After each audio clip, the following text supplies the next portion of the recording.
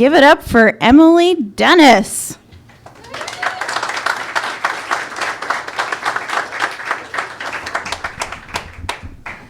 Raise it up. Yeah, that's good. So I actually coach storytelling, but I've never told a story. So through some kind of magic of hoodwinking and theatrical training, I've managed to pass by that for many years, but today it stops today. So when I was a senior in college, I had a choice to make, as we all hopefully do at that time in our lives. I was auditioning for MFA programs in acting, and I was standing in the hallway waiting to audition for Yale.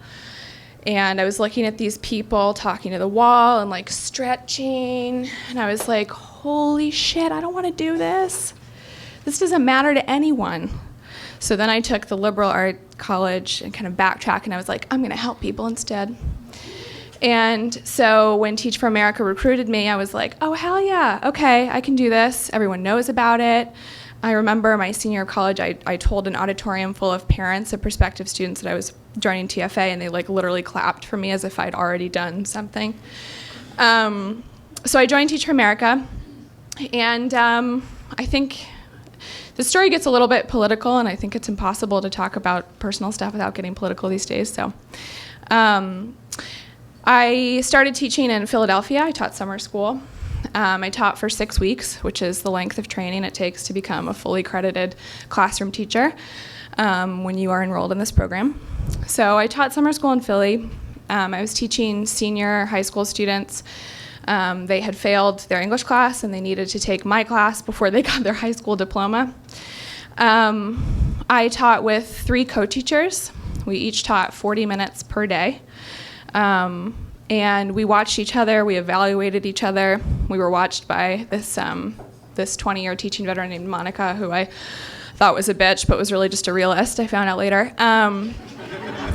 And so we taught, we were told not to teach to a test, but literally every lesson had to be numerically corresponded with a question on an exam that they had to pass, so I don't know what that means. And they passed, most of my students, which there were 6 of them by the end. I started with 15. One of them, Brian, had made it to the 12th grade, and he could not spell his name. And I made it with 6 students. And after Trish, my co-teacher, and I had spent 2 hours with John studying at Dunkin' Donuts the night before he passed his test. And we were having a celebration. We were eating cupcakes. And he was like, you know, miss, like, I'm so glad I knew the answers, but I did not understand the questions. I was like,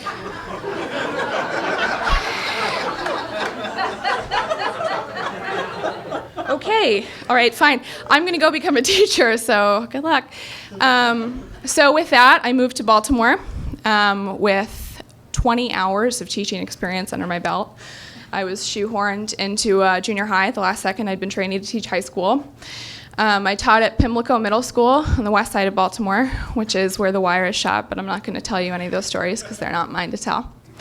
I taught at that school, and the first day I walked in, my students, of which there were between 28 and 35 in 4 different classes, my first class said, you know, there was a white girl last year too, and she left.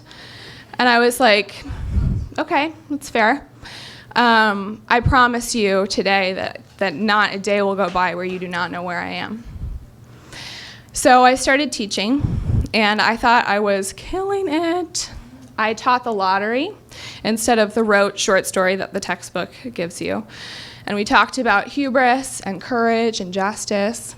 And I taught to my lowest track students a story about boxing, in which I allowed 2 13-year-old boys to shadow box each other in front of a classroom, which could have gone really badly, but ended up fine. I brought in an onion to explain short story construction, which did not go well. And I began to feel, between the floods of joy that anyone feels when they teach a young person something for the first time, a lingering sense of disappointment and sadness. And one day I went to the third floor of the building, and my school was actually really well funded. It was in a beautiful neighborhood, and it was well respected in the community. I went up to the third floor to grab textbooks, and there was a graveyard there. There were 20 smart boards covered in dust. And the school had been given a grant 2 years prior, but no one had bothered to learn how to use them. And that was like, oh shit, not only am I an imposter, the school is an imposter, TFA is an imposter, the system is an imposter. And that is partially true, but it's also partially not true. I'll get to that in a second. So I had 2 students, which I'm going to tell you about quickly before I get hugged. Tristan was smart and very handsome, and because of those 2 things, he got in trouble all the time. And one of my colleagues, we'll call her Denise, and I sat him down for lunch and tried to get him to come to the good side, understand his potential for leadership in the classroom, et cetera, et cetera. And Denise and I shared some qualities. We both loved our kids. We loved our students. Denise had 20 years of teaching experience. I had 20 hours.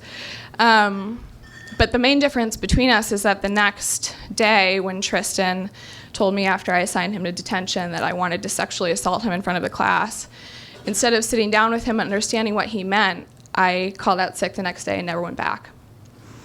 I taught for 6 weeks. I went home to Illinois to kind of recuperate. And one of my other students, Takia, texted me and said, "Why aren't you our teacher anymore?" And Takia was so sharp. She didn't take shit from anyone. And I have no doubt that she is succeeding in whatever she's doing now. And I realized that between the 2 of them, Tristan was the one that saw through me. I taught 2 years before Teach for America split off from AmeriCorps and started accrediting its own teachers. And they have now created an ecosystem within the educational world in general where they can basically just turn out people how they want. And although I'm deeply sorry that I had to learn this and at the expense of 150 young people, I do now value every student's perspective when they say they are bored, when they say they are confused, when they say they do not understand, and when they are not paying attention. If you are concerned about the education system in America, then listen to kids first. Thank you.